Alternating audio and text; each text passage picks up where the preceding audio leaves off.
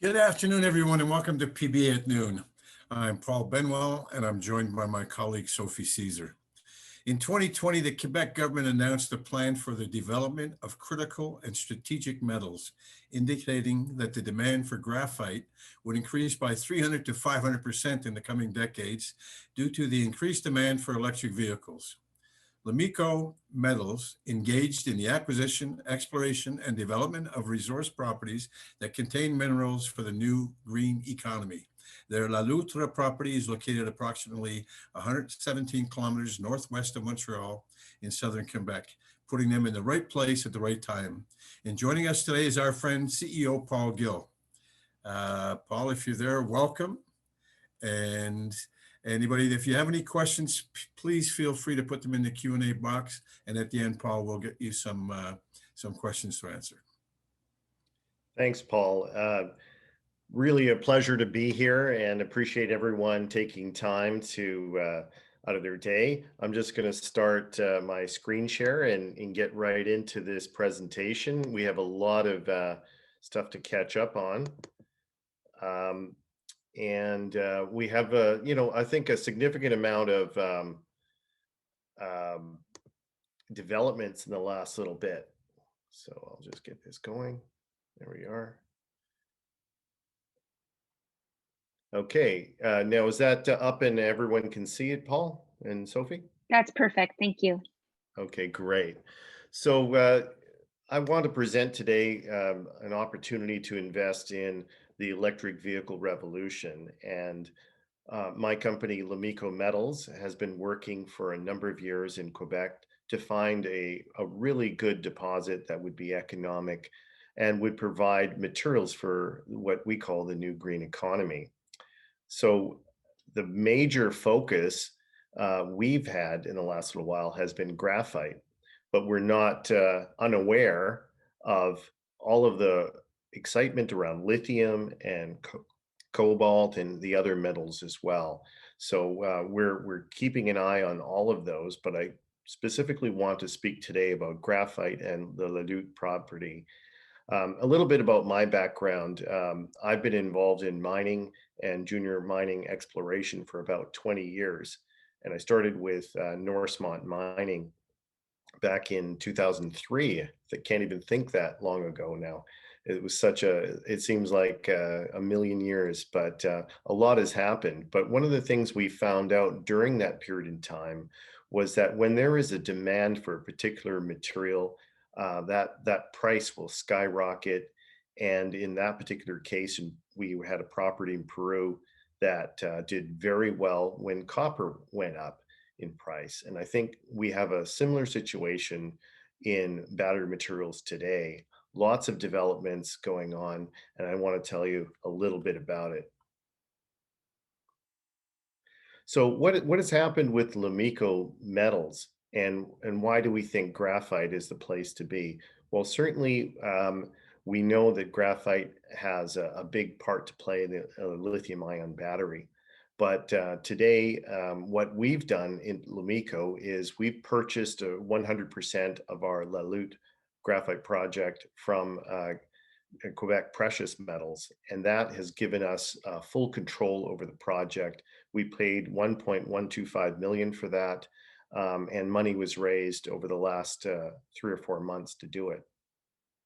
Immediately after that, we sought to seek development. We've assigned SGS to do metallurgical work, and they've recently reported some very good results from the project, very good concentration and recoveries, and we'll get into that detail shortly as well. We've also looked at hiring a community relations individual that will help us communicate with the community. It's very important and very vital these days to do well by the community, make sure your communications are clear and your intentions are clear. And we intend to be very transparent as we go forward to make sure that everyone in that community is aware of the opportunities and the potential impact, because there's always an impact for these particular mining projects. So we're doing the right things at the right time. In addition to that, we've hired Senko which is an engineering firm in order to do the actual PEA itself, and that's well underway at this point in time. Further, we've hired Veritas to do investor relations specific to the United States, and we're looking forward to a lot more shareholders from the United States because that's where a lot of demand is going to come from. And I'll get into that. So what's the basic bottom line tombstones for Lomiko?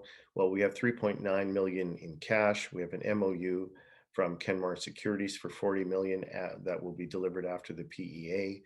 And we're certainly going to take advantage of some of the great institutions that are in the province of Quebec and supporting the new critical minerals plan. So what's Lomiko all about and where are we at? Well, here's a little sample of our map. It indicates where we're located. It's about 115 kilometers northwest of Montreal and has two particular zones that we're looking at now, the Graphene-Battery zone and the EV zone. We have infographics that sort of give you an idea of what the project's all about and why we think it's vital and important. We have infrastructure nearby, the Port of Montreal. We have some very good resources that are comparable to some of our neighbors. And we have a great jurisdiction. And, you know, we're going to get into the uses of graphite as well, and especially in the electric vehicle. So what I've said before, and I stick by it, is that the electric vehicle is the opportunity of the new decade. We have 10 years in which we're going to see massive growth in this particular sector, and we all have an opportunity to take in a position in companies that will benefit from this. And we think we are one of those companies that will benefit from the growth in electric vehicles. That electric vehicle growth is very similar to the kinds of changes we've seen in the past with computers. In 1980, barely anyone had a computer. By 1990, almost everyone had one. In 1990, no one had the internet. By 2000, everyone had the internet. By 2000, no one had a smartphone. And by 2010, everyone had one. 2010, no one had social media. Now 2020, we're all living on social media. So, I mean, these massive changes happen in society and we have to be aware of them and aware of their actual wealth creation aspects. And I think that once you understand that, you'll understand why we are what we are. We don't make the waves in the economy, but we sure know where and when to surf them. And this is a wave that's coming, and we want to get our surfboards waxed up and ready to go. And Lomiko is all about that.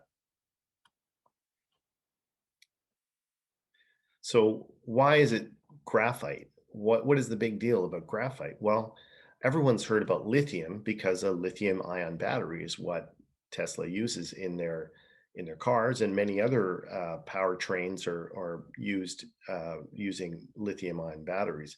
But what's vital to know is that there is more graphite in a lithium ion battery than lithium. In fact, the cathode of the battery is made up of nickel with lithium salts on it, and the anode is strictly graphite. And so there's a big, massive demand for these kinds of minerals for graphite especially. And you can see on the chart here that we've seen this is going to be a big change in demand. And also that means an impact on the kinds of materials that will be needed in the future.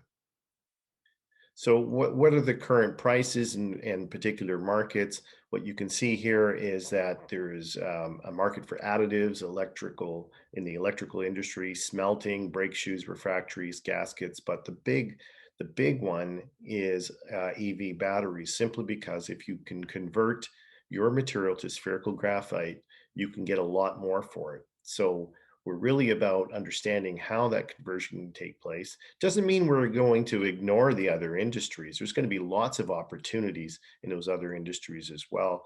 but we think that this entire market will be lifted, and that's going to bring a lot of attention to this particular lithium ion battery sector. Graphite especially, I think, will benefit simply because there is no graphite mines in North America right now. So what's happened in the market in general? What's going on? Well, what we know is that China has been providing graphite to North America for the last 30 years. And they basically stopped all graphite production in North America except for one mine, the Imerys carbon and graphite mine. Very vital to know that this is an unsustainable situation, which both administrations, the Trump and Biden administration, identified and said, we cannot allow this to continue. We have to have supply within North America. And Trudeau and Biden met, and Trudeau and Trump met, both agreeing to a supply arrangement between Canada and the US in which they would share materials, Canada being a good location, especially Quebec, for rare earths, for lithium, graphite, and other materials, and the US needing those materials to develop. So we're going to see integrated supply chains. We're going to see battery operations being developed. In fact, a company called Lion Energy just set up in Jerome, St. Jerome, which is just north of Montreal, almost only 100 kilometers from our particular property location. Really excited about that kind of development. And obviously that type of investment is very serious and very long-term by both the Quebec and federal government. So what about Loutre? What's the advantages that we have on our project? Well, one of the things that we have is size. It's a very big project.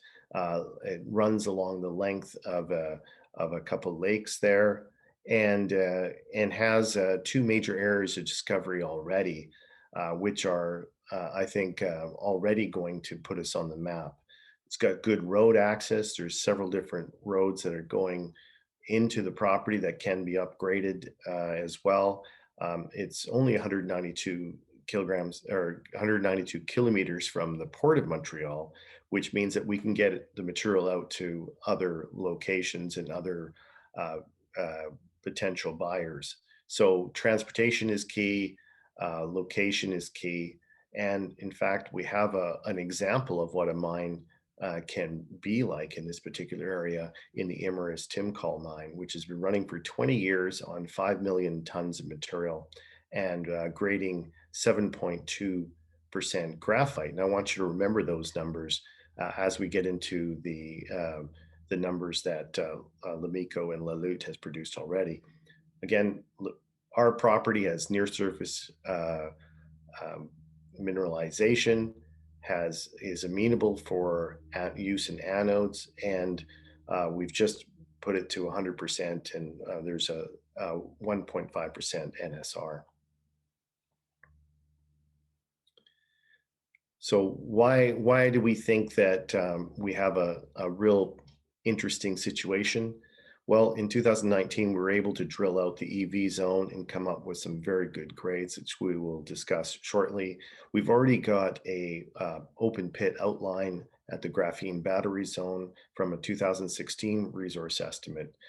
But yet those are only 2 of 12 anomalies on this particular project. And as you can see on the left-hand side, there is a lot more to discover and a lot more to explore in this particular project. So we're not worried about size. We're wanting to get very high quality material at a very high grade so that we can be very profitable at the beginning. So what are we excited about? We're excited about these new 10 plus grade zones that we've discovered. What you see is L19, 116 meters of intercept. You've got another 87 of 7.14. All these are very good intercepts, and And if you look back to the Imerys carbon and graphite mine, they were grading at 7.42, but what you see in these intercepts is very similar numbers, if not better numbers. So what we need to do is complete a PEA, put this together into a resource. Further discoveries and some of our best holes were 16.001, 135 meters of 7.74%, and a 44-meter section of 16%. I mean, that is fantastic. And we're really excited about this zone. It's in conjunction with another section that is 110 meters of 14%. These are particularly good because they're quite near each other and really bode well for the future of this particular zone. Now, if you put it all together, you've got 900 meters of strength length, and this is only the new zone, not the old zone, not the graphene battery zone. This is the EV zone. So we've got a lot of intercepts there. We haven't reported any of these in a 43-101. They've never been assessed as to the veracity of the size of the resource. So we're really excited about getting that done. The PEA and metallurgy, that's coming out. And again, as I said before, we've had news that you can dive into from SGS that described the recoveries of concentrate at above 93%, and that our carbon purity was 97% with very few procedures involved. So we're really liking that factor because it mitigates the risk of us going forward. That was 200 kilograms of material that was tested. And now going back to our 2016 resource, what we have, it looked at this particular zone, the Graphene-Battery zone. We're looking at, if we look at the top end, 3% cutoff area, we have 4 million tons of 6%, very similar to what we see at Imerys and what has stood the test of time. And in the Inferred area, we have 6 million tons of 6%. So again, these are things that we can prove out.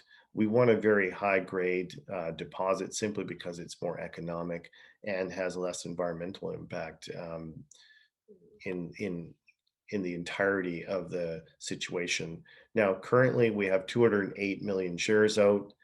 We have 85 million warrants and fully diluted 294,000 or 294 million, 3.9 million in the bank. And if we completed all of our warrant exercises, we have another 10 million.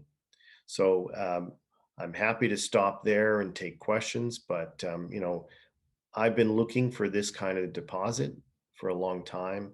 We've had, I think, a good amount of success in Quebec, and we're looking to see what the future holds. So appreciate your questions, and take it away, Paul.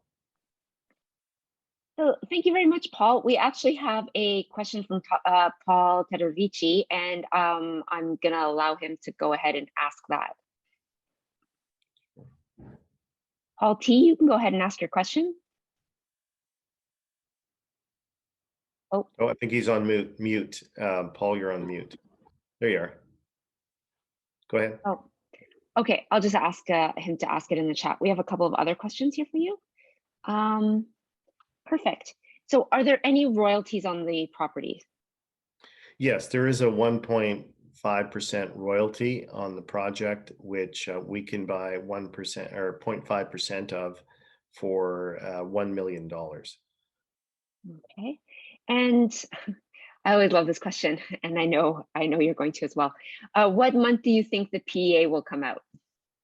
That's a good question. It's a very good question. Hard to answer, but well, it's very specific, and I'll tell you this: we want this out before our year end, which is July 31st. So that's our target. We're hoping to do that. It may not happen, but it really depends on how things go with the work being done by Ausenco. But yes, that's our target, is to get it out in July. Okay. Can your graphite be used for other things than electric vehicles? Yeah, graphite is a very versatile product. And as I said before, there's other markets such as refractories, um, the smelting, we have lubricants, and all of those need to be identified. And for instance, if you're turning material into spherical graphite, there is a bit of that material that will be dropped off or lost in the cycle, and that may be potentially reused for the lubricant um, market and stuff like that. So there's a number of ways to sort of benefit. Graphite is so versatile, and it's segregated into different flake sizes and purity.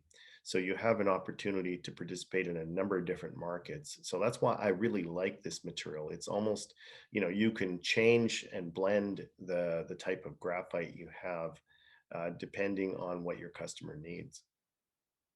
Okay, that's great. Here's another one. Are there any First Nations involved or close to the property? Any potential of any impact benefit agreement?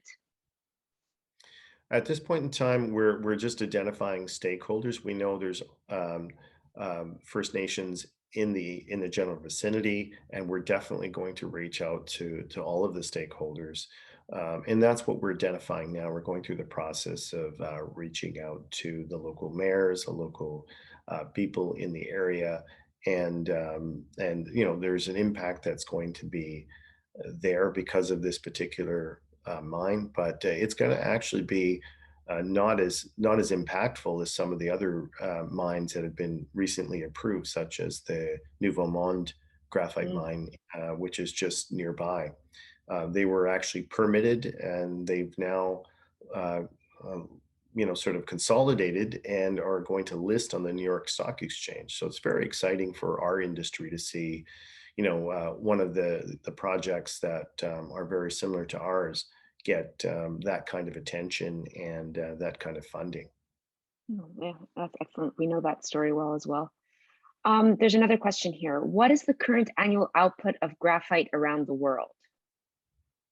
Yeah, that's an interesting question. I think that usually what you see in annual output varies because there are different. It really depends on price and where people's price points are.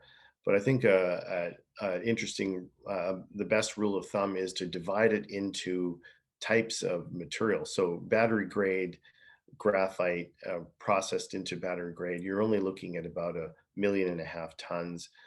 Other types of graphite, such as pencil lead, lubricants, you're looking at 5 or 6 million tons of that type of material. And somewhere in between is the material that's used for smelting and the steel industry. So that'll be another 4 or 5 million tons. Now, um, the other impact is that what's happening with the graphite market, it's actually slowly expand. The natural graphite market is slowly expanding and replacing these the other type of graphite that's made artificially.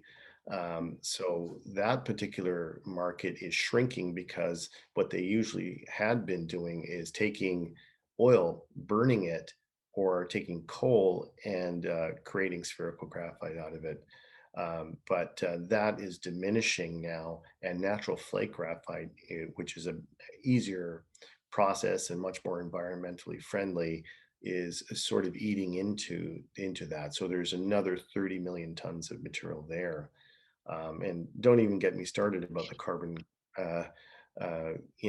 fiber industry, because that's another whole market that graphite can eat into as well. And we're talking carbon fiber is your golf and your hockey sticks and everything there. So Oh, there's a big future here. that's great news. How far from the site is the Hydro-Quebec line What is the line size and what sort of road is necessary to move forward? We have a great infrastructure question here.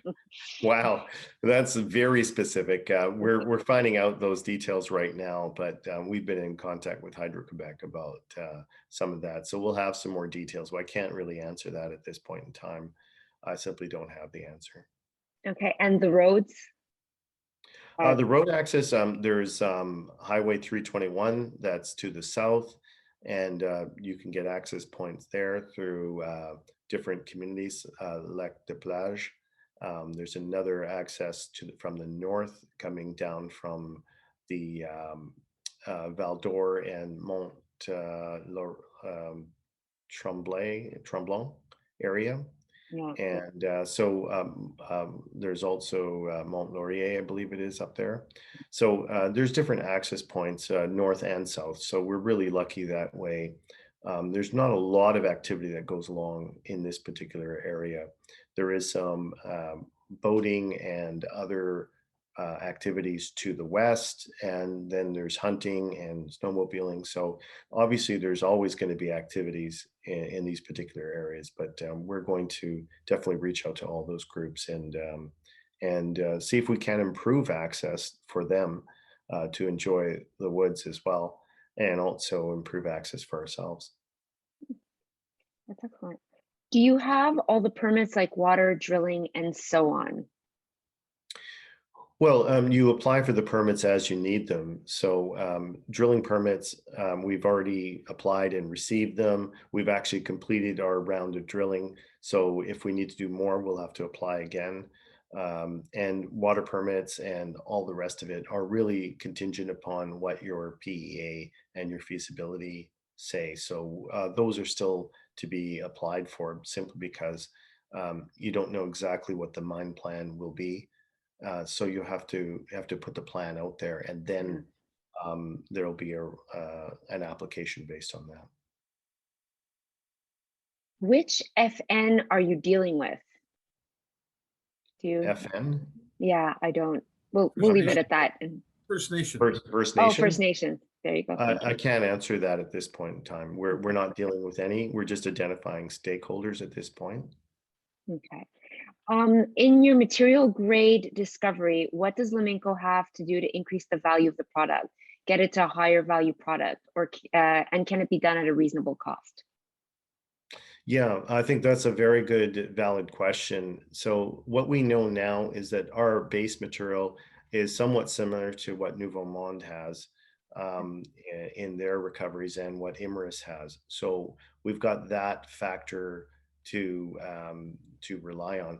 Now the question is what can we convert it into? Well, that really depends on the technology and the processes we engage, and how much money we intend to spend to make those upgraded types of materials, expanded graphite materials for batteries, materials for other types of uses.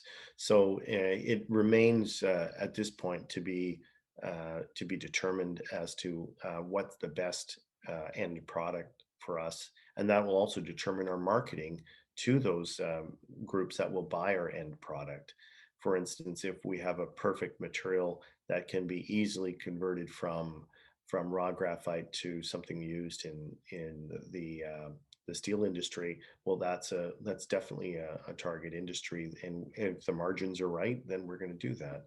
If we need to reprocess it and can compete in the anode industry for the lithium-ion battery, we'll definitely have a section of our project that does that.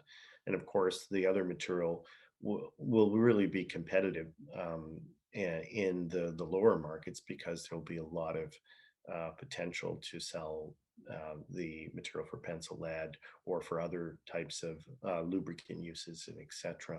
So you want to be able to be very cautious about saying exactly what's going to happen before you have a full report on the marketing and the metallurgy. But I think we're very confident that we'll have a number of different products coming out of this, and it's really about marketing and getting the right buyer involved. Okay. Alicia has a question here. Is the Australian market a real competitor for Lumenco? because Australia has received a hard support from the United States. Yeah, I don't think the Australian market is going to be competitive because simply the main cost of the material is after you have it on a ship, the cost of the ship and transportation.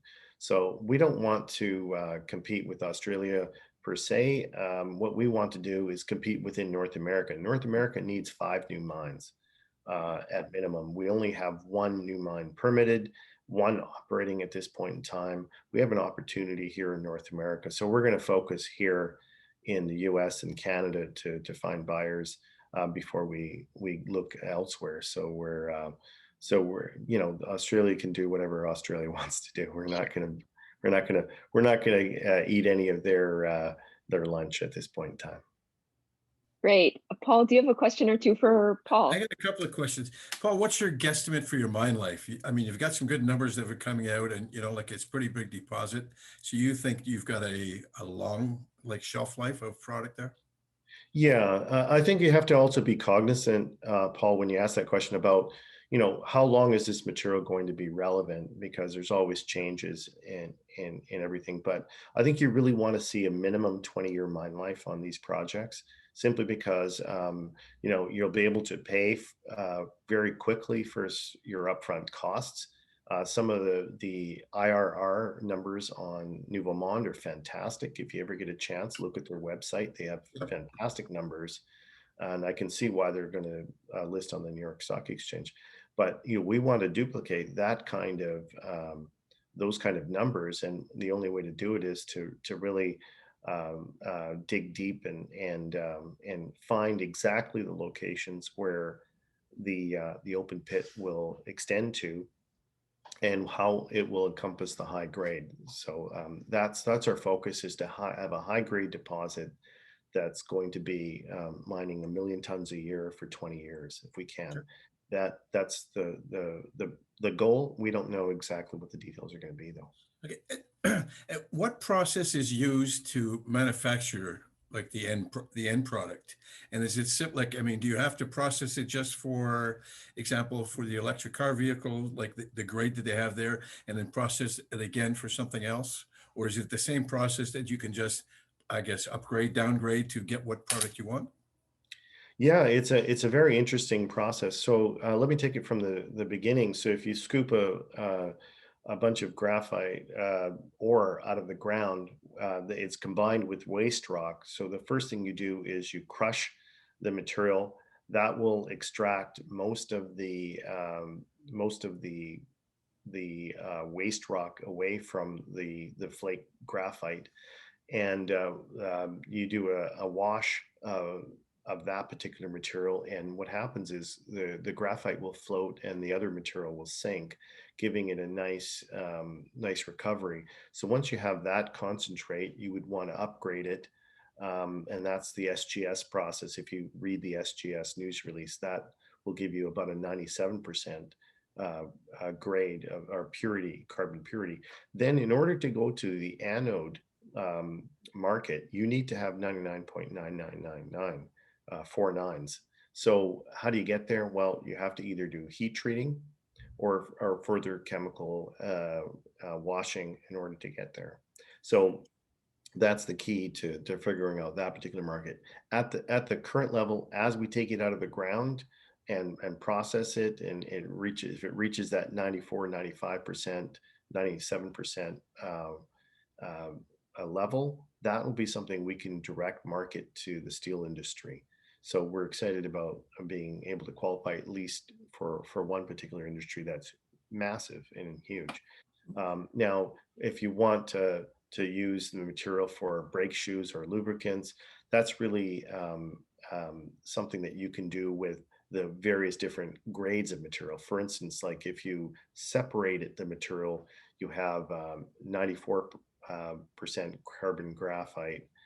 The flake size of 80 mesh and above will be large flake. 50 to 80 would be extra large above 50, and then 50 to 80 would be large, And so you can separate that material out. But then at the end of it, you have these fine materials that may be pure carbon, but they're just fine materials. Well, that can be used for potentially converting into graphene or pencil lead, depending on the purity, right? So there's some real, it's a really cool industry But it can all be done like on site. Like if you build a mine, build a plant, you can do all of this processing. It doesn't have to be outsourced, or you take your like one sort of like X percentage of and then send it out to somebody else to process for what they want. Well, you can do that. It depends on how much money you have and how much capex you have committed at the beginning, Okay. right? For the initial mine and all of that stuff, you could just throw a ballpark number of 150 to 200 million. But then when you go into specific processing of the material, you may look at another circuit that would add another 50 million. A micronization plant would add another 50 million. Micronization is the process going into the anode market. You would completely micronize it into microns and then roll it into spheres and coat it in order to create the material. So not all of it could be on site. Should it be on site? It really depends on the economics. Okay. And one last question. I mean, at the beginning, I announced that the Quebec government has made some metals and materials like strategic. Are there any incentives from the government? Are there any grants from the government, or any help from the Quebec government? Well, what we've seen with other companies such as Nouveau Monde is they've been given support from a number of different locations, including Investment Quebec, which participated in several financings. I think 20% of the financing wasn't up to 20% can be from Investment Quebec. So we're certainly going to be able to be reviewed by the groups such as that and other institutions within Quebec once we qualify with the PEA. So Gotcha. we're very confident that we'll be able to get there. It's about what they view the project as when we get there. And I have one last question. I know we're running a little bit over time here, but what's your opinion on carbon credits coming out of this process? Ooh, I don't know enough to comment on carbon credits, and it's I don't know if that is something that we've looked into per se, but I mean, I think more interesting to me is the whole concept of the transparency of pricing. Right now the graphite market is very not very transparent. You don't know what people are actually paying or buying the material for, right? Okay. Because it's not properly reported. So I think we're working on something in relation to that, because once you solve the market and people can know what they buy in offtake and pay for it, you're going to be in a good spot. And there's some new technology that's out there in blockchain that's looking very interesting, and so we're looking into that as well. But and in addition, I'd like to say, Paul, I mean, it's not just about graphite anymore. We're really looking deeply into other materials and other properties as well, because we have the opportunity to do that.